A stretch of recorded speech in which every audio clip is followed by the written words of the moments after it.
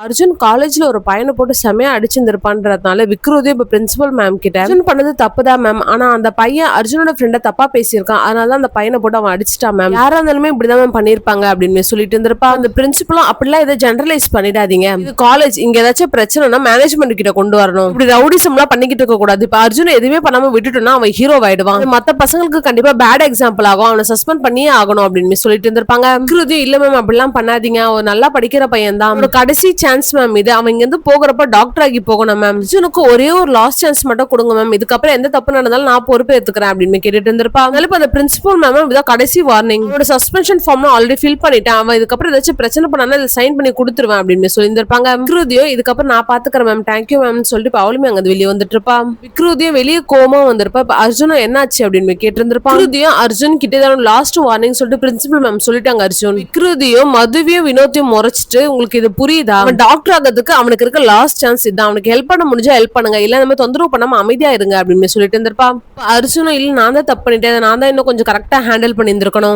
என்னமோ அர்ஜுன் இங்க இருந்து போகிறப்ப டாக்டர் ஆகி போகணும் அர்ஜுன், அதான் நீ நினைச்ச மாதிரி உன் லைஃப் மாறும், சோ பாத்து இருந்துக்கோ அப்படின்னு சொல்லிட்டு விக்ருதிமே அங்க இருந்து போயிட்டு இருப்பா. அதுவும் அர்ஜுன் கிட்ட இது எல்லாமே என்னால தானே அர்ஜுன் சாரி அப்படின்னு கேட்டு இருந்திருப்பா. அர்ஜுன நான் தான் மது சாரி கேட்கணும், உன்னோட காலையும் இன்னொருத்தருடைய காலையும் எடுக்காம இருந்ததுக்கு. வினோத் கிட்ட காலையில அந்த மாதிரி பேசிருக்க கூடாது வினோத் சாரி அப்படின்னு கேட்டு இருந்திருப்பா. நம்ம கிட்ட அடி வாங்கினவன் இதுக்கப்புறம் சும்மா இருப்பான்னு சொல்ல முடியாது, அதனால 3 பேரும் ஒன்னாதான் இருக்கணும், இந்த பிரச்சனையும் வராம பாத்துக்கணும், எக்ஸாம்ஸ் எல்லாம் நல்லபடியா முடிச்சுட்டு இங்க இருந்து போகிறப்ப டாக்டர் ஆகிதான் போகணும், வாங்க இப்ப கிளாஸுக்கு போலாம் அப்படின்னு சொல்லியிருந்திருப்பான். வினோத்தும் உங்க ஹாஸ்பிட்டல்ல இன்டர்னா சேர்த்துப்பீங்களா அப்படின்னு கேட்டிருந்திருப்பான். அந்த ஹாஸ்பிட்டல்ல என்னையவே இன்டர்னா சேர்த்துக்க மாட்டாங்கடா வா அப்படின்னு சொல்லிட்டு இவங்களுமே அங்க இருந்து கிளம்பிட்டு இருப்பாங்க. எமர்ஜென்சில ஒரு டெலிவரி கேஸ்மே அட்மிட் ஆயிருந்திருப்பாங்க, அதை ஆராதனா தான் அட்டன் பண்ணியிருந்திருப்பா. அவங்களோட ஃபைல பார்த்ததுக்கு அப்புறம் தான் அவங்க ட்ரிப்ளெட் கேஸ்ன்றதுமே ஆராதனாக்கு தெரிய வந்திருக்கும். அதையும் இவங்களோட ஃபைல் எல்லாம் பார்த்துட்டு எதுக்கு சார் லாஸ்ட் மினிட்ல இந்த ஹாஸ்பிட்டல் வந்தீங்க, இவ்வளவு ரெகுலரா போன ஹாஸ்பிட்டலையும் போகல அப்படின்னு கேட்டிருந்திருப்பா. அந்த பேஷண்டோட அட்டெண்டரும் நாங்க இதுக்கு முன்னாடி போன ஹாஸ்பிட்டல்ல ஒரு குழந்தைய காப்பாற்ற முடியாதுன்னு சொல்லிட்டாங்க, அதனாலதான் நாங்க இந்த ஹாஸ்பிட்டலுக்கு வந்தோம் அப்படின்னு சொல்லியிருப்பாரு. இப்ப அந்த ரிப்போர்ட் எல்லாம் பார்த்துட்டு இதுக்கு முன்னாடி சொன்னவங்களும் கரெக்டா தான் சொல்லியிருக்காங்க,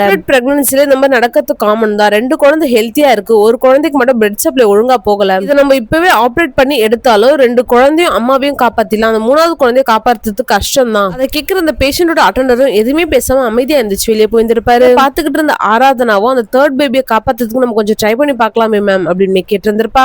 அதையும் நம்ம கண்டிப்பா ட்ரை பண்ணுவோம் ஆராதனா, ஆனா 3rd பேபியை காப்பாத்துறது கொஞ்சம் பாசிபிள் கம்மி தான் அப்படின்னு சொல்லியிருந்திருப்பா. மனசா கிட்ட ஒரு நர்ஸுமே போயிட்டு டெலிவரிக்காக ஒரு பேஷண்ட் அட்மிட் ஆனாங்க, ஆனா இப்ப டெலிவரி வேற ஹாஸ்பிட்டல்ல பாத்துக்கிறோம் அப்படின்னு சொல்லி டிஸ்சார்ஜ் பண்ண சொல்லி கேக்குறாங்க மேம், அதான் உங்ககிட்ட சொல்லலாம்னு சொல்லிட்டு வந்தா அப்படின்னு சொல்லியிருந்திருப்பாங்க. மனசாவே இப்ப அந்த ஃபைல பார்த்துட்டு பிரதிகிட்டமே எடுத்துட்டு போயிட்டு இந்த ஃபைல பாருங்க, இது ட்ரிப்ளெட் கேஸ் காலைல தான் இங்க வந்தாங்க அப்படின்னு சொல்லியிருந்திருப்பா. இப்ப மானசாவும் நாங்க வேற ஹாஸ்பிட்டல்ல பாத்துக்கிறோம் டிஸ்சார்ஜ் பண்ண சொல்லி கேக்குறாங்க, நீங்க எதுக்கு ஆபரேஷன் பண்ண முடியாதுன்னு சொன்னீங்க அப்படின்னு கேட்டிருந்திருப்பா. அப்ப ரதியும் ஆபரேஷன் பண்ண முடியாதுன்னு சொல்ல, அந்த 3 குழந்தையில 2 குழந்தை மட்டும் தான் காப்பாற்ற முடியும்னு சொன்னேன், ரதி உங்களால இந்த சர்ஜரி பண்ண முடியும்னு சொல்லுங்க, அந்த 3 குழந்தையுமே உங்களால காப்பாற்ற முடியும்னு சொல்லுங்க, அவங்க இங்கே இருந்து அந்த ட்ரீட்மெண்ட் பண்றதுக்கு வாய்ப்பு இருக்கு, பேஷண்ட் வேற ஹாஸ்பிட்டல் போறோம்னு சொன்னா விடுங்க, அவங்க நம்ம கம்பல் பண்ண முடியாது, இருக்கிற உண்மையை தான் நான் சொல்ல முடியும், இந்த கேஸ்ல ரிஸ்க்கும் ரொம்ப நிறைய இருக்கு, மானசாவும் இந்த கேஸ் நீங்க சக்சஸ்ஃபுல்லா முடிச்சிட்டீங்கன்னா நம்ம ஹாஸ்பிட்டல் மேல இருக்க ட்ரஸ்டும் கூடும், அது நம்ம ஹாஸ்பிட்டலோட growthக்குமே யூஸ் ஆகும் அப்படின்னு சொல்லியிருந்திருப்பா. அப்ப ரதியும் ஆஸ் அ டாக்டர் அந்த 4 உயிரை பத்தி பேசுறேன், ஆனா நீ பிசினஸ் பத்தி பேசிக்கிட்டு இருக்க, மானசாவும் நானும் அந்த 4 உயிரை பத்தி தான் பேசுறேன், அந்த 4 உயிருமே உங்களால காப்பாற்ற முடியும்னு எனக்கு தெரியும், நம்ம பேசிக்கிட்டு இருக்கப்ப நீங்க அந்த ரிஸ்கான கேஸ்ன்னு தான் சொன்னீங்க, ஆனா 3வது உயிரை காப்பாற்றவே முடியாதுன்னு நீங்க சொல்லவே இல்லை,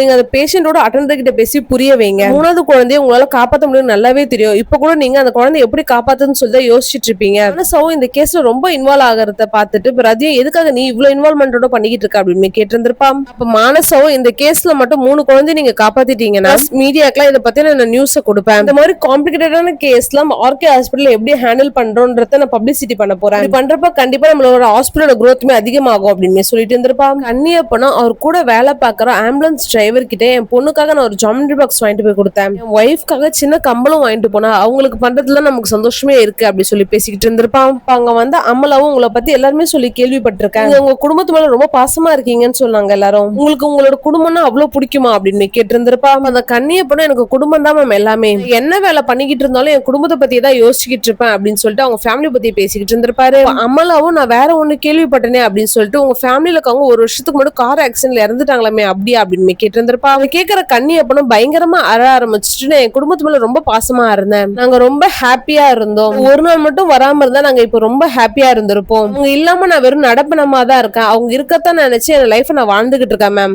அம்மலாவும் இதை பத்தி உங்ககிட்ட கேட்டிருக்கவே கூடாது சாரி அப்படின்னு கேட்டுட்டு இருந்திருப்பா. அதுக்காக என்ன பைத்தியம் நினைச்சிடாதீங்க, நான் என்ன பண்றேன்றது நல்லா நல்லாவே தெரியும். அவங்க என் கூட இருக்காங்கன்ற நினைப்பில் தான் நானே உயிரோட இருக்கேன் அப்படின்னு சொல்லி அழுதுட்டு இருந்திருப்பாரு. ஆராதனாவும் அந்த ட்ரிப்ளெட் கேஸ்மே ஹேண்டில் பண்ணிருப்பா. பெயின் கம்மியானதுக்கு அப்புறம் தான் எது வந்தாலுமே பண்ண முடியும். ஐவி போட்டிருக்கோம் அப்படின்னு சொல்லி பேசிட்டு இருந்திருப்பா. அங்க இருந்து அட்டன்ட் கிட்ட ஏங்க இவ்வளவு பிடிவாதமா இருக்கீங்க, அத 3 குழந்தைல 2 குழந்தைய காப்பாத்த முடியும்னு சொல்றோம்ல, உங்க ஒய்ஃபுக்கு தானே சார் கஷ்டம், நீங்களும் ஒரு முடிவு எடுத்துட்டு எல்லா கஷ்டத்தையும் இப்ப அவங்க பட்டுக்கிட்டு இருக்காங்க அப்படின்னு கேட்டுட்டு இருந்திருப்பா. கேக்குற அந்த பேஷண்ட்டும் இல்ல இந்த 3 குழந்தைய காப்பாத்தணும்ன்றது என்னோட முடிவு, கல்யாணம் ஆகி 5 வருஷமா எனக்கு குழந்தை இல்ல, அதுக்கப்புறம் தான் கன்சீவ் ஆனேன், பார்த்தா ட்ரிப்ளெட்ஸ், அப்பதான் நான் முடிவு எடுத்தேன், எனக்கு என்ன ஆனாலும் இந்த 3 குழந்தைங்க இந்த உலகத்துக்கு நான் கூட்டு வந்துடணும் அப்படின்னு சொல்லியிருந்திருப்பாங்க. அதையும் மானசாவுமே அங்க வந்து 3 குழந்தையும் காப்பாத்துறது கஷ்டம் தான், ஆனா முடியவே முடியாதுன்னு கிடையாது, ஆனா கொஞ்சம் சான்ஸ்மே இருக்கு, 3வது குழந்தை காப்பாத்துறது தான் நம்மளோட ப்ரையாரிட்டி, என்கிட்ட ஒரு பிளான் இருக்கு, ஆபரேஷன் பண்ணுவேன், ஆராதனா தான் அசிஸ்ட் பண்ண போறா, அண்ட் எங்களால முடிஞ்சதை நாங்க பண்றோம் அப்படின்னு சொல்லிட்டு இருந்திருப்பாங்க. அப்ப மானசாவும் பேஷண்ட் வர்ஷா கிட்ட ஒரு டெலிவரி விஷயமா பிரசன்ட் மீடியாக்கு இன்ஃபார்ம் பண்ணோம், அதுக்கு உங்களோட கன்சர்ன் தேவைப்படுது அப்படின்னு கேட்டிருந்திருப்பாங்க. அந்த பேஷண்ட்டுமே எதுக்கு மேம் இதெல்லாம் அப்படின்னு கேட்டிருந்திருப்பாங்க. அதுக்கு மானசாவும் இது கொஞ்சம் காம்ப்ளிகேட்டடான கேஸ், இதை நாங்க அச்சீவ் பண்ணிட்டா அது எங்களோட ஹாஸ்பிட்டலுக்கு தானே பெருமை, அதனால நாங்க அதை வெளியே சொல்லணும் அப்படின்னு கேட்டிருந்திருப்பா. அதுக்கு வருஷம் இதை பத்தி பிரசன்ட் மீடியா கிட்ட சொல்றதுக்காக அவங்களுக்கு பெர்மிஷன் கொடுத்திருந்திருப்பா. நைட்ல அர்ஜுனும் அதுவும் கார்ல போயிட்டு இருந்திருப்பாங்க. அப்ப செமையா மழை வெளியே பெஞ்சிட்டு இருந்திருக்கும். பார்த்தா கார்ல இருந்து புகையுமே வந்திருக்கும். அர்ஜுனும் ஏன் புகை வருதுன்னு சொல்லி பார்த்துட்டு இருப்பா. மதுவுமே வெளியே கூப்பிட்டு இருந்திருப்பான். அதோட வாய்ஸ் மட்டும் கேட்டு இருந்திருக்கும். அர்ஜுனும் மது எங்கன்னு சொல்லி பார்த்துருப்பா. பார்த்தா மதுவும் பஸ் ஸ்டாண்ட் போய் நின்னுட்டு இருந்திருப்பா. அர்ஜுனும் அங்க என்ன பண்ற அப்படின்னு கேட்டு இருந்திருப்பான். அப்ப மதுவும் ஒருவேளை கார் வெடிச்சிச்சுன்னா என்ன பண்றது, அதான் தூரம் வந்துட்டேன் அப்படின்னு சொல்லியிருந்திருப்பா. அப்ப அர்ஜுனும் அப்ப நான் என்ன பண்றது அப்படின்னு கேட்டு இருந்திருப்பான். அதுக்குதான் சொல்றேன் நீயும் இங்க வந்துரு அப்படின்னு சொல்லிட்டு இப்ப அர்ஜுனும் மதுவும் இந்த பஸ் ஸ்டாப்ல உட்காந்துட்டு இருந்திருப்பாங்க. அதுவும் அர்ஜுன் கிட்ட அன்னைக்கு அந்த பையனை போட்டு அப்படி அடிச்சல, என் இடத்துல யாரு இருந்தாலும் அப்படிதான் பண்ணிருப்பேன் அர்ஜுன் அப்படின்னு கேட்டு இருந்திருப்பான். இப்ப அர்ஜுனும் பண்ணிருந்திருக்க மாட்டேன், நீன்றதுனால தான் பண்ண, நீனே எனக்கு பிடிக்கும் அப்படின்னு சொல்லியிருந்திருப்பான். அதை கேட்கிற மதுக்குமே இப்ப குழுகுல்னு ஆயிட்டு இருக்கும், கம்மியாயிட்டு இருக்கோன்றதுனால இப்ப மது 2 பேரும் நடந்து போலாமா அப்படின்னு சொல்லிட்டு இப்ப அர்ஜுனை கூட்டாங்க நடந்து போயிருந்திருப்பான்.